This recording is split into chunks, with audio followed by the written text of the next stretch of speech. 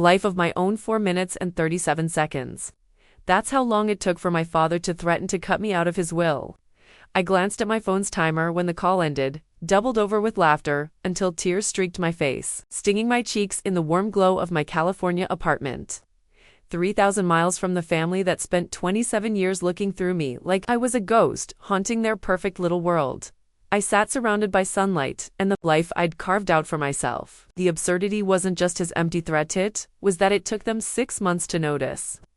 I'd vanished from their lives. 6 months earlier, I stood in my old apartment, its walls lined with cardboard boxes, not nostalgic shrines to childhood memories or cherished family heirlooms, just practical containers holding the pieces of a life I'd built without them. My friend Julia wrestled with a box of books, her face flushed with effort.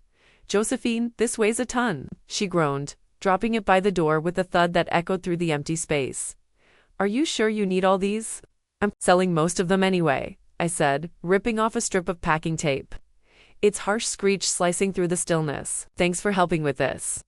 Julia collapsed onto my second-hand couch, the last piece of furniture left. "I still can't believe you're doing this. Are you absolutely sure you don't want to tell your parents?" That question again followed me like a shadow, as if I owed an explanation to people who treated me like a forgotten piece of furniture.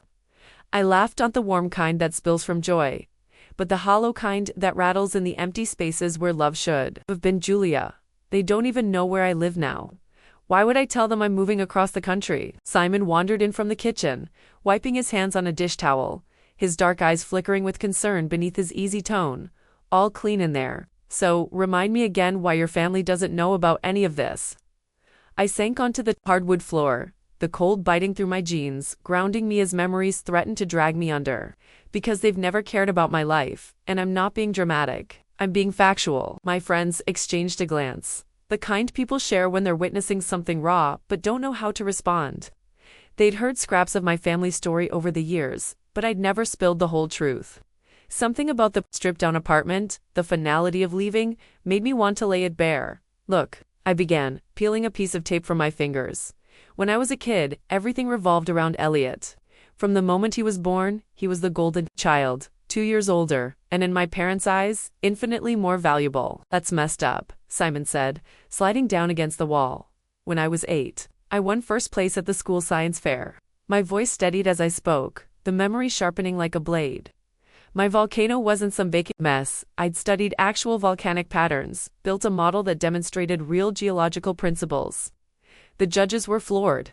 My teacher called my parents to rave about how exceptional it was. I could still see myself standing by the dinner table that night, clutching my certificate, waiting for a flicker of pride.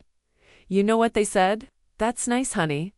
Then they spent the entire meal dissecting Elliot's soccer practice. Not even a game, just a practice where he made a decent pass. The apartment felt colder, the air heavy with the weight of those years. It got worse as we grew up. At 12, I made honor roll every semester. Perfect grades. They barely glanced at my report cards. But when Elliot made varsity football, they threw him a party, invited the whole neighborhood, bought a new grill for the occasion. The words poured out now like venom from a wound. The real kicker came when we were teenagers. Elliot wanted to attend this fancy private college, and my parents were thrilled to pay for it full tuition, a luxury apartment, spending money, the works. When I turned 18, they sat me down for a financial reality talk. They said they'd already spent their education money on Elliot, so I'd have to figure it out myself. "Wait, what?" Julia's eyes widened, her voice sharp with disbelief. "Word for word," I said, standing now, restless energy coursing through me. "So I got a full scholarship for computer science. Turns out I'm good at it. I lived in the dorms, worked 2 part-time jobs, and stopped going home." The silence in the room wasn't heavy, it was attentive, the kind of quiet that comes when people truly hear you. They stopped inviting me for holidays, just sent generic happy birthday texts once a year. After graduation, nothing changed. I got a job at a software company, worked remotely, saved every penny. Meanwhile, my mom's social media is a shrine to Elliot, his promotion party, his engagement party last month. I pulled out my phone, scrolling to her profile. "Look, at this, not one mention of me. They didn't invite you to his engagement party." Simon's voice dropped, stunned. Double quotes, "Nope. But I'm not surprised anymore. I figured out a long time ago, I'm not part of their family. Elliot's their son.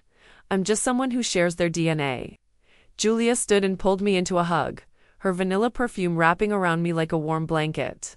I'm sorry, Josephine, that really sucks. It's okay, I'm over it, and I meant it. That's why I'm excited about this move. I got an incredible job offer from a tech company in Silicon Valley. The salary's almost double what I make now, and the works. It's a fresh start. That's awesome, Simon said, his grin genuine. You deserve it. Thanks. And the best part? I did it all myself. Found the job, negotiated the salary, secured an apartment, arranged the move all without asking anyone for a dime. Julia laughed. Look at you, being all independent and successful. I'm proud of myself, I admitted, the words feeling both foreign and exhilarating. I've been saving for years, and with this salary, I'll buy a house in a year or two. Somewhere quiet, with good internet. That's all I need. We finished packing in companionable silence, then ordered pizza and ate it straight from the box on the floor.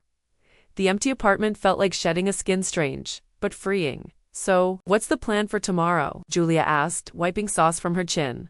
Flight leaves at 2. These last boxes are coming as luggage. Everything else is shipped. The apartment's decent, not fancy, but it's got a view of the mountains. I start work Monday. Have you told your grandmother? Simon asked, his tone softening. My face lit up. Yeah, I called her last week. She's the only family who's ever cared about what I'm doing. My grandmother, my father's mother, was a beacon of warmth in a family of shadows. She listened, remembered, celebrated me. When my parents refused to help with college, she spent hours helping me find scholarships. She's sharper than most people half her age. She sees what's happening with my parents, but never says it outright. That's sweet, Julia said.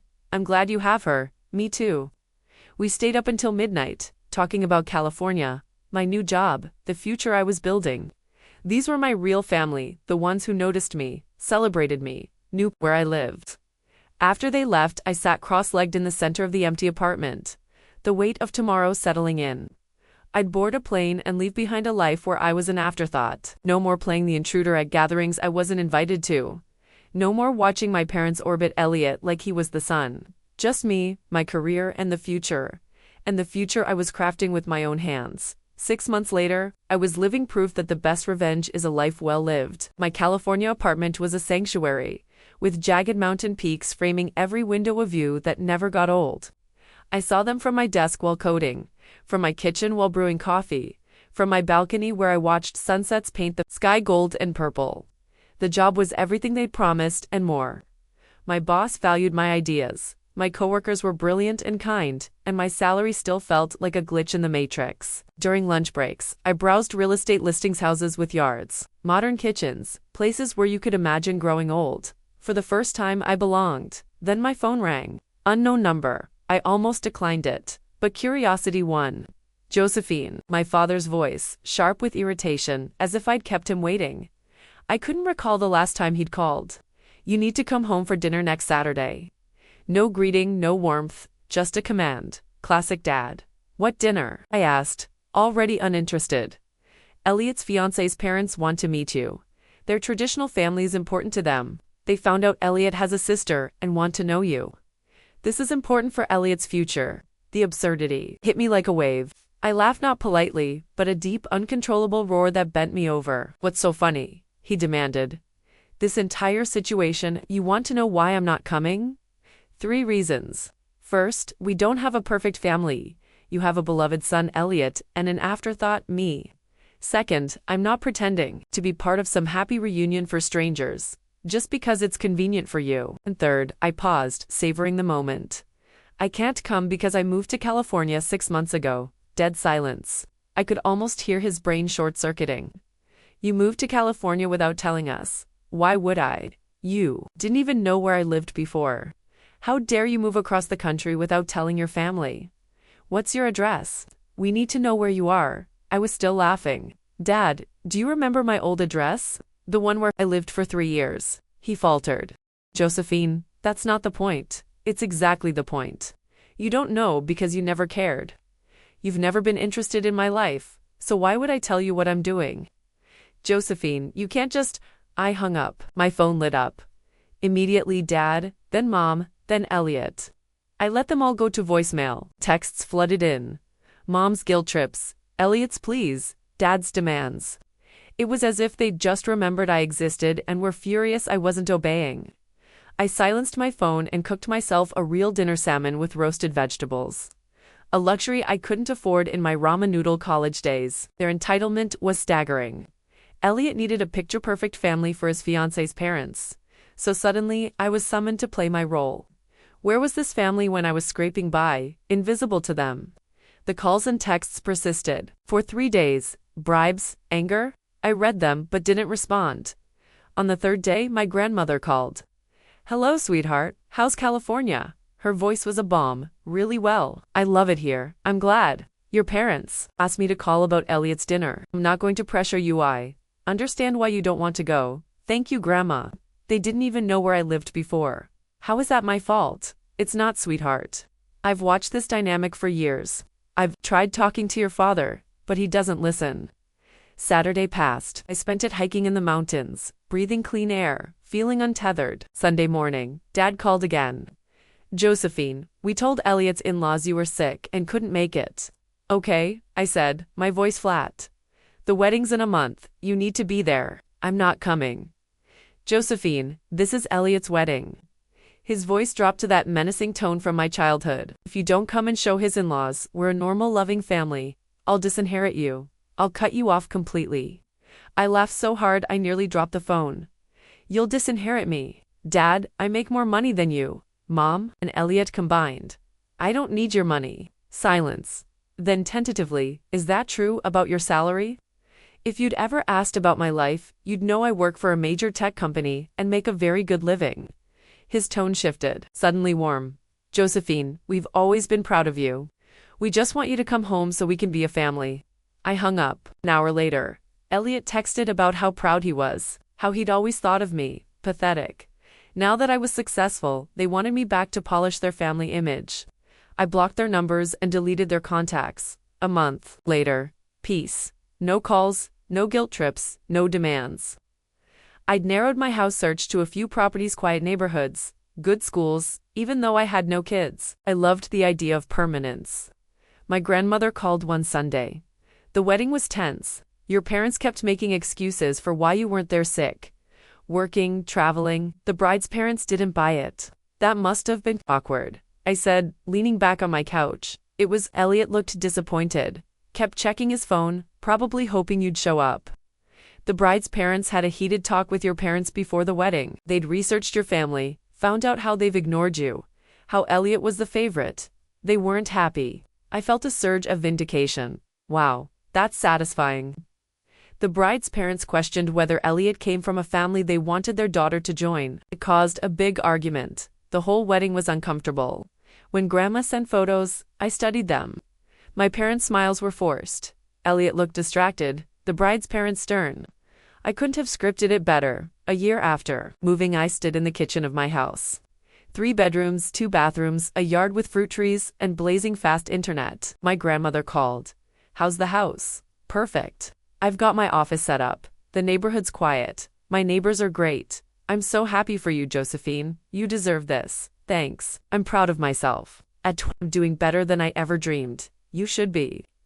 "Any news on your family?" I sat at my kitchen table. "Sure, I guess. Elliot's marriage isn't going well. The bride's parents keep bringing up your absence. It's causing problems. Your parents are panicking, asking everyone for your contact info. I hope no one's giving it to them." "Of course not. I told everyone you deserve your privacy." "Your father calls me every few weeks, begging me to convince you to visit. He says they miss you, want to make things right, but then he mentions your success, how proud they are now." "They still don't get it," I said. "They think this is about money. They don't see it's about how they treated me my whole life." That evening, on my back porch, the sunset painted the sky pink and gold. My phone buzzed. Mom with a new number. "Josephine, please call me. We need to talk." Delete. "We know we made mistakes. We want to fix things." Delete. "We're proud of you. We should have been better parents." Delete. "Elliot's marriage is in trouble because of this. You're our daughter, and we love you." I laughed aloud and deleted it. The messages kept coming. Mom, Dad, Elliot, even distant relatives. Guilt, pride, threats. I blocked each new number, changed my phone number, and kept my address unlisted. At dinner with coworkers, one asked, "Do you have siblings?" "Nope," I said without hesitation. "Just me." "What about your parents?" "Not really part of my life anymore." "I'm sorry, that must be hard." I sipped my wine and smiled. Actually, it's the best decision I ever made. 6 months later, I got a promotion, a 30% raise, leading a team of developers. My boss called me one of the most talented programmers she'd ever met. I celebrated with a new car and a trip to Japan, sending my grandmother photos from Tokyo. "You're living your best life, sweetheart," she said. "I really am, Grandma." A letter from my father arrived, somehow with my address. I tossed it unopened. I didn't need their apologies or their conditional love. I had my house, my career, my friends, my grandmother, my future. I was planning a home gym, a bigger office, maybe a dog. I was considering graduate courses for fun. My life was full, happy, peaceful. Sometimes I wonder what might have been if my parents had supported me, celebrated me. But their neglect forged my independence, my resilience, my ability to build a life entirely my own. I wouldn't change a thing. If this story resonates, share it with someone who needs to hear that family is who values you, not just who shares your DNA. Comment and subscribe for more stories about finding your worth in unexpected places. The greatest inheritance is the strength to create a life that's truly yours.